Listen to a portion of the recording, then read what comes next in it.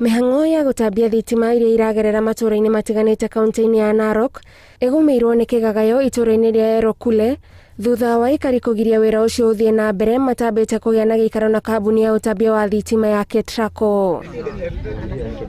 Aikari maugĩte nĩ magĩire na ngirimiti na kambuni ĩno mwaka wa 2013 rĩrĩa mambagĩrĩria wĩra ũyũ na makĩrĩhwo marĩhi ma mbere marĩa marauga marĩ ma gũtheria mĩgũnda yao. Na mara ya kwanza wakasema ya kwamba wakatuahidi kwamba watakapokuja kujenga chuma, sasa process ya kulipa chuma ama ardhi mahali imechukua, maana kwangu imechukua 2 acres, watakuja kunilipa. Na tukaweza kuongea nao wakanilipa ridhaa ya kufyeka shamba ya 280,000 ambaye nashukuru na nikafanyia kazi.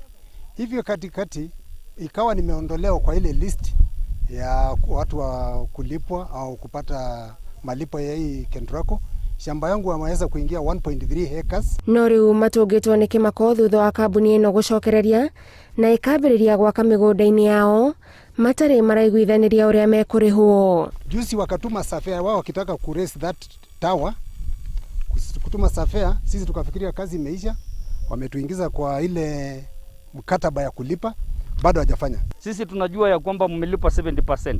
Ile 30% ambayo haijalipwa kwa Narok East, Ndulele, Suswa, ya kule mahali tumesimama leo tuko na chuma mbili kati karibu ya 40 ambaye haijalipwa. Marenda thirikari ĩmateithĩrĩrie matikaheane mĩgũnda yao tũhũ na kwa ihinda rĩrĩ kĩrĩa maroria no marũa makuonania ona wĩra ũyũ wathiĩ na mbere muthia no makarĩhwo. Kwa sababu wakiingiza waya hiyo tutakuwa tumesaulika kabisa. Kwa hivyo ndio tunaambia kwanza waache. Watu wametuambia Monday wanaleta surveyor kuja kuverify what they will pay. Alafu tunaona leo contract yako kwa ground. Tunashangaa kama wanataka kutugonganisha na KETRACO na maofisa wale wako huko ama namna gani. Gũtarĩ ũguo mehandĩte kũregana na waki ũyũ ũrĩa ũrahũthĩra gatagatĩ ka ĩka ĩmwe na igĩrĩ harĩ o mũgũnda. Handũ-inĩ ha Inooro TV, njĩtagwo Gathoni Wanjihia.